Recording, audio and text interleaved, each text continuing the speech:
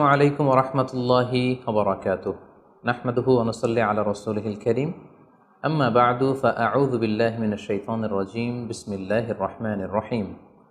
আদম আলাইহিস সালামের জীবনী থেকে শিক্ষাগুলো আমরা আলোচনা করব। আদম আলাইহিস সালামের জীবনী থেকে প্রথম যে শিক্ষাটা আমরা পাই সেটা হচ্ছে সৃষ্টির জন্য অহংকার করা বা অ্যারোগ্যান্স এটা শোভা পায় না। অহংকার করা এটা হচ্ছে স্রষ্টার বৈশিষ্ট্য। কোনো সৃষ্টি কখনো অহংকার করতে পারে না। আল্লাহ তাআলা বলেছেন হাদিসে কুদসিতে, আল কিবরিয়া উরিদা ই, অহংকার হচ্ছে আমার চাদর, এজন্য যে অহংকার করবে ওকে আমি জাহান্নামে নিক্ষেপ করব। কিন্তু শয়তানের ক্ষেত্রে আমরা এই মিস্টেকটাই দেখেছি। সে অহংকারের ফাঁদে পা দিয়ে আল্লাহ তাআলার আদেশ অমান্য করেছে এবং সে ধিক্কৃত অভিশপ্ত একটা সত্তায় পরিণত হয়েছে এবং সে বলেছে যে আনা খাইর মিনহু, আমি আদমের চাইতে শ্রেষ্ঠ। কোনো বিশ্বাসী, কোনো প্র্যাকটিসিং মুসলিম কখনো নিজেকে বড় মনে করতে পারে না। ইসলাম আমাদেরকে এটা শেখায় না। নিজেকে বড় মনে করা এটা হচ্ছে শয়তানের স্বভাব, যেটা আমরা আদম আলাইহিস সালাম এবং শয়তানের যে ঘটনা ইনসিডেন্ট সেখান থেকে আমরা জানতে পারলাম। নিজেকে বড় মনে করা এটা শয়তানের অ্যাটিটিউড। বিশ্বাসীরা কখনো নিজেকে বড় মনে করে না, তারা কখনো অ্যারোগ্যান্ট অ্যাটিটিউডের হতে পারে না। কারণ আল্লাহ রাসূল সাল্লাল্লাহু আলাইহি ওয়াসাল্লাম আমাদেরকে শিখিয়েছেন, আল্লাহুম্মা জাআল ফি আইনি সাগীরা ওয়া ফি আ'ইউনিন নাসি কাবীরা, হে আল্লাহ আপনি আমার চোখে আমাকে ছোট বানান, মানুষের চোখে আপনি আমাকে বড় বানান। আপনি নিজেকে কখনো বড় বলে উপস্থাপন করতে পারবেন না। আপনি বড় এটা আপনার মুখে বলা শোভা পায় না, বরং আপনি বড় কিনা ছোট এটা মানুষ প্রমাণ করবে, সেটা মানুষ ডিসাইড করবে। এজন্য আল্লাহ রাসূল সাল্লাল্লাহু আলাইহি ওয়াসাল্লাম বলতেন, হে আল্লাহ আমার চোখে আপনি আমাকে ছোট বানান, মানুষের চোখে আপনি আমাকে বড় বানান। তাহলে আদম আলাইহিস সালাম এবং ইবলিসের এই ঘটনা থেকে আমরা প্রথম যে শিক্ষাটা পাই সেটা হচ্ছে আমরা যেন কখনো আমাদের অন্তরে অহমিকা বোধ লালন না করি, আমরা যেন এই ইগোইস্টিক সমস্যাতে না ভুগি, আমরা কখনো যেন অহংকারী না হই, বরং আমরা যেন বিনয়ী হতে পারি। বিনয়ী বান্দাদেরকে আল্লাহ তাআলা পছন্দ করেন। নিজেকে বড় মনে করা এটা হচ্ছে শয়তানের স্বভাব এবং সে নিজেকে বড় মনে করেই চির অভিশপ্ত হিসেবে চিহ্নিত হয়েছে। আদম আলাইহিস সালামের ঘটনা থেকে আরও একটি শিক্ষা আমরা যেটি পাই সেটি হচ্ছে শয়তানের প্রথম মিশন ছিল মানুষের দেহ থেকে পোশাক খুলে ফেলা। আই রিপিট, আমি আবারও বলছি, মানুষের দেহ থেকে পোশাক খুলে ফেলা, নগ্নতা বা অশ্লীলতা, এটা হচ্ছে শয়তানের প্রধান হাতিয়ার। আমরা এই ঘটনা থেকে জেনেছি যে আদম আলাইহিস সালাম এবং হাওয়া আলাইহিস সালাম তারা যখন ওই নিষিদ্ধ গাছ থেকে ভক্ষণ করলেন, তারা যখন নিষিদ্ধ ফলটি খেয়ে ফেলেন, সাথে সাথে জান্নাতের পোশাক তাদের দেহ থেকে খুলে পড়ে গিয়েছে। এবং কেন আদম আলাইহিস সালাম এবং হাওয়া আলাইহিস সালামকে শয়তান ওয়াসওয়াসা দিয়েছিল? সূরা আরাফে আল্লাহ বলছেন, লিউরিয়াহুমা সাওআতিহিমা, যাতে করে তাদের প্রাইভেট, তাদের লজ্জাস্থান প্রকাশিত হয়ে পড়ে। তাহলে আমরা এই ঘটনা থেকে আরও যে শিক্ষাটি পাই সেটি হচ্ছে নগ্নতা এবং অশ্লীলতা হচ্ছে শয়তানের প্রধান হাতিয়ার। বর্তমানে আমরা সেটাই দেখতে পাচ্ছি যে শয়তান আমাদের পোশাককে খাটো করতে চাচ্ছে। দিনকে দিন আমাদের পোশাকের ধরন এমন হতে যাচ্ছে, বিশেষ করে আমাদের বোনদের বা নারীদের পোশাকের দিকে যদি আমরা তাকাই, এটা ছোট হতে হতে এমন একটা পর্যায়ে চলে যাচ্ছে, এর মাধ্যমে কিন্তু এই নিউডিটি বা নগ্নতা এবং অশ্লীলতার ছড়াছড়ি আমাদের সমাজে খুব বেড়ে গিয়েছে। এবং এটা ছিল শয়তানের প্রধান হাতিয়ার। আমাদের আদি পিতা এবং আদি মাতাকে এই নগ্নতা এবং অশ্লীলতার মাধ্যমেই, তাদের দেহ থেকে পোশাক খোলার মাধ্যমে কিন্তু শয়তান প্রথম তার শত্রুতা প্রকাশ করতে পেরেছিল। এবং কারা আসলে আমাদের শত্রু, কে আমার শত্রু কে আমার বন্ধু, এটা আমাদেরকে জানতে হবে। আল্লাহ তাআলা খুব সুস্পষ্টভাবে কোরআনে বলেছেন যে ইন্নাহু লাকুম আদু মুবিন, তোমরা শয়তানের পদাঙ্ক অনুসরণ করো না, কারণ শয়তান হচ্ছে তোমাদের সুস্পষ্ট শত্রু। সো কে আমার বন্ধু কে আমার শত্রু, এ ব্যাপারে যেন আমরা সুস্পষ্ট একটি ধারণা পেতে পারি, এই জন্য কোরআন আমাদেরকে জানিয়েছে শয়তান হচ্ছে আমাদের প্রকাশ্য শত্রু। আদম আলাইহিস সালামের এই স্টোরি থেকে আমরা আরও একটি শিক্ষা পাই, সেটা হচ্ছে আল্লাহ তাআলা যখন জান্নাতে আদম এবং হাওয়া আলাইহিস সালামকে থাকার সুযোগ দিলেন, আল্লাহ বললেন ওয়ালা তাকরাবা হাযিহি শাজারা, খবরদার যেটা মনে চায় খাও, কিন্তু ওই গাছের কাছেও যেও না। আল্লাহ তাআলা কিন্তু বলেননি ওই গাছের ফল খেও না, আল্লাহ বলেছেন কাছেও যেও না। এটা একটা কোরআনিক টার্ম, কাছেও যাওয়া যাবে না।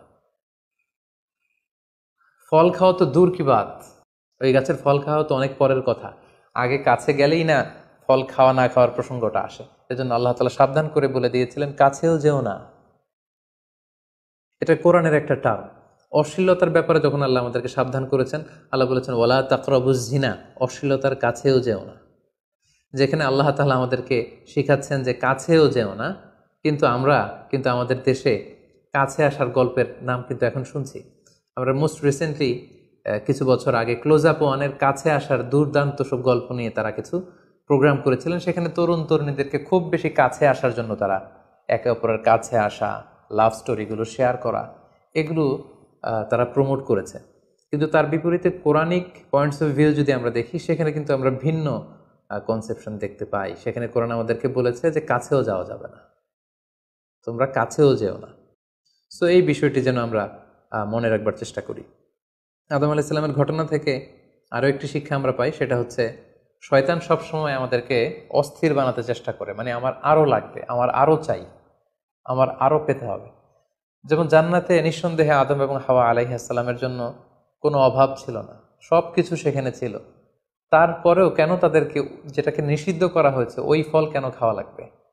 শয়তান এসে সেই কাজটাই করেছে। শয়তান বোঝাতে চাচ্ছে তোমাদের আরও লাগবে, আরও। এই অফুরন্ত খাবার এবং নাজ নেয়ামতে তোমাদের হবে না, বরং যেটা আল্লাহ নিষেধ করেছে ওইটাতেই যেতে হবে। সো এটা হচ্ছে শয়তানের একটা ধোঁকা দেওয়ার পদ্ধতি। শয়তান সবসময় আমাদেরকে আরও চাই, আমাদের আরও লাগবে, আরও পাওয়ার জন্য শয়তান আমাদেরকে উৎসাহিত করে। এরকম আরও আরও করে যখন আমরা এসবের পেছনে ছুটতে থাকি, ফলে আমরা অস্থির হয়ে উঠি। শয়তান কখনোই চায় না আমরা যেন প্রশান্ত চিত্তের অধিকারী থাকি, আমরা যেন ধীরস্থির থাকি। আপনি যখনই ধীরস্থির হবেন, আল্লাহর সিদ্ধান্তে যখন আপনি সন্তুষ্ট হবেন, তখনই আপনার মনে একটা প্রশান্তি চলে আসবে। ফলে আপনি তখন আল্লাহকে নিয়ে ভাবার সুযোগ পাবেন, আপনার জীবনকে নিয়ে সন্তুষ্ট হবেন। তখন আপনার মধ্যে একটা কামনেস, একটা ট্রাঙ্কুলিটি চলে আসবে। কখনোই শয়তান এটা চায় না, বরং শয়তান সবসময় একটা প্রতিযোগিতার মধ্যে রেখে আরও লাগবে, আরও চাই, এরকম একটা উন্মাদনা, অস্থিরতা শয়তান সবসময় আমাদের মধ্যে ছড়িয়ে দিতে চায়। এই গল্প থেকে আমরা আরও একটি জিনিস শিখতে পারি, সেটা হচ্ছে দ্য পাওয়ার অফ দোয়া। দোয়ার যে কত বড় শক্তি। একটু খেয়াল করে দেখুন যে আল্লাহ তাআলা শয়তানের দোয়াও কিন্তু ফিরিয়ে দেয়নি, কিন্তু আমরা অল্পতে নিরাশ হয়ে যাই। শয়তান বলেছিল, আল্লাহ তুমি আমাকে চিরকাল বেঁচে থাকার সুযোগ দাও, লম্বা হায়াত দাও। আল্লাহ এই দোয়া কবুল করলেন।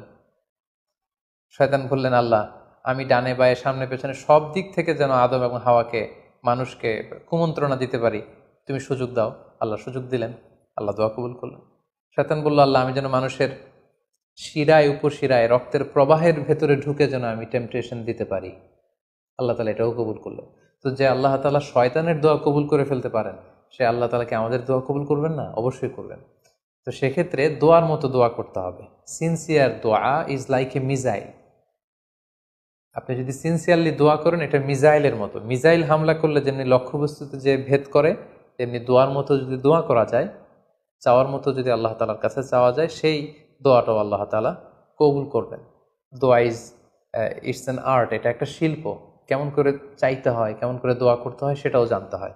সো আমরা যখন আল্লাহ তাআলার কাছে চাইবো, আমরা যেন খুব সিনসিয়ারলি চাই।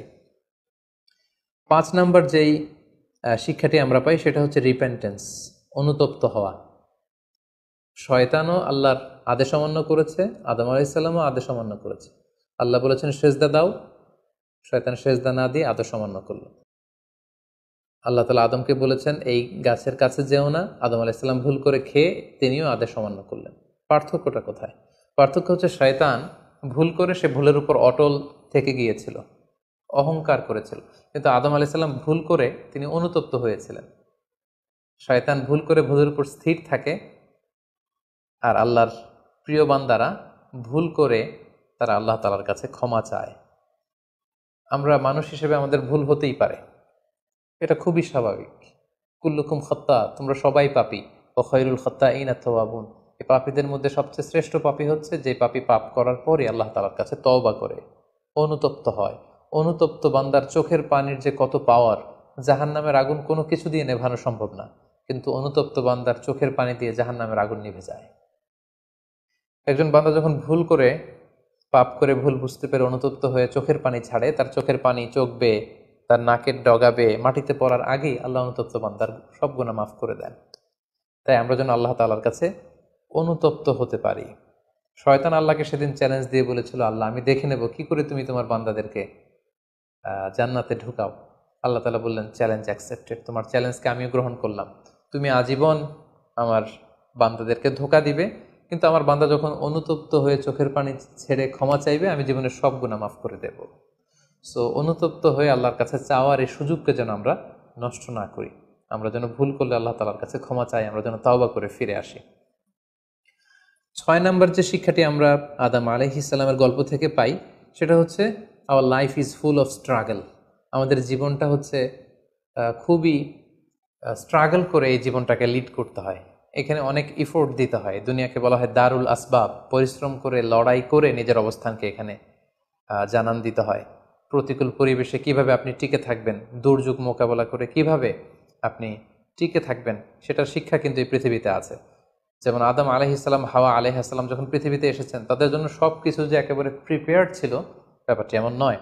ওনাদেরকে কষ্ট করতে হয়েছে, ওনাদেরকে চাষাবাদ করতে হয়েছে, মেষ পালন করতে হয়েছে, গাছ রোপণ করতে হয়েছে, ঝড় ঝঞ্ঝা বন্যা, এই প্রতিকূল পরিবেশে তাদেরকে টিকে থাকার লড়াই করতে হয়েছে। ফলে এই পৃথিবীতে টিকে থাকতে হলে লড়াই করতে হয়, সংগ্রাম করতে হয়। এই জীবনটা হচ্ছে সংগ্রামময় একটা জীবন। ফলে আদম আলাইহিস সালামের এই সংগ্রামী জীবন থেকে আমরা এটাও বুঝতে পারি যে এখানে আমাদেরকে টিকে থাকার জন্য লড়াই করে করে নিজের অস্তিত্বের জানান দিতে হবে। সর্বশেষ আদম আলাইহিস সালামের জীবনী থেকে যে আমরা শিক্ষাটি পাই, সেটি হচ্ছে এই পৃথিবীতে অনেক ধরনের ফিতনা আছে, এর মধ্যে নারী ঘটিত ফিতনা একটি বড় ধরনের ফিতনা, এবং এই পৃথিবীর প্রথম যে হত্যাকাণ্ড সেটা নারী ঘটিত কারণেই হয়েছে। এবং সহিহ মুসলিম আল্লাহ রাসূল সাল্লাল্লাহু আলাইহি ওয়াসাল্লাম বলেছেন, ফাইন্না আউওয়ালা ফিতনাতি বানি ইসরাঈল কানাত ফিন্নিসা, বনি ইসরায়েলের প্রথম ফিতনাও নারীদের ব্যাপারেই ঘটেছে। এবং আল্লাহ রাসূল বলেছেন, আমার পরে তোমাদের জন্য নারীদের ফিতনার চাইতে বড় কোনো ফিতনা আমি রেখে যাইনি। ফলে এই নারী ঘটিত ফিতনা থেকে আমাদেরকে সাবধান থাকতে হবে। বর্তমানেও যখন আমরা পত্রপত্রিকা খুলি, প্রায় কিন্তু আমরা এই ধরনের অশ্লীলতা, নগ্নতা, ধর্ষণের মতো জঘন্য ঘটনার কথা আমরা শুনি। এতে করে আমরা বুঝতে পারছি যে নারী ঘটিত ফিতনাটা আসলেই অনেক বড় ফিতনা। এক্ষেত্রে আসলে নারীদেরকে ব্লেম করা হচ্ছে না, এক্ষেত্রে উভয়ই সমানভাবে অপরাধী। নারী পুরুষ উভয়কে আল্লাহ তাআলা তাদের চোখকে অবনমিত রাখতে বলেছেন। এই হাদিস দ্বারা এটা প্রমাণ হয় না যে নারীদেরকে ব্লেম করা হচ্ছে, বরং ঘটনাটা যেহেতু নারী কেন্দ্রিক, সেহেতু নারী ঘটিত ফিতনার কারণে পৃথিবীতে প্রথম হত্যাকাণ্ড ঘটেছে, এবং এখনও এ জাতীয় ঘটনার কারণে অনেক ধরনের ফাসাদ ফিতনা সমাজে ছড়িয়ে পড়ছে। সো আমাদেরকে আদম আলাইহিস সালামের জীবনী থেকে আরও একটি শিক্ষা হচ্ছে, এই নারী ঘটিত ফিতনা থেকে বেঁচে থাকার জন্য নারী পুরুষ উভয়কেই তাদের নজর বা দৃষ্টির লাগাম টেনে ধরতে হবে। দৃষ্টিকে যদি আমরা নিয়ন্ত্রণ করতে না শিখি, তাহলে ফিতনা কমানো সম্ভব না। আল্লাহ রাসূল সাল্লাল্লাহু আলাইহি ওয়াসাল্লাম বলেছেন, আন-নাযার সাহমুন মিন সিহামি ইবলিস, দৃষ্টি হচ্ছে শয়তানের বিষ মাখানো তীরবানের মধ্যে থেকে একটি তীর। এই বিষ মাখানো তীর দিয়ে শয়তান নারী পুরুষকে কাবু করে অশ্লীলতার পথের দিকে নিয়ে যায়। সম্মানিত শুধু এই ছিল আদম আলাইহিস সালামের সংগ্রামী জীবন কাহিনী, এবং ওনার জীবনী থেকে আমাদের জন্য কিছু লেসন বা শিক্ষা। আল্লাহ তাআলা আমাদের সবাইকে নবীদের রেখে যাওয়া পথ এবং মতে, তাদের অনুসৃত পথে আমাদেরকে পরিচালিত করুক। আসসালামু আলাইকুম ওয়া রাহমাতুল্লাহি ওয়া বারাকাতুহু।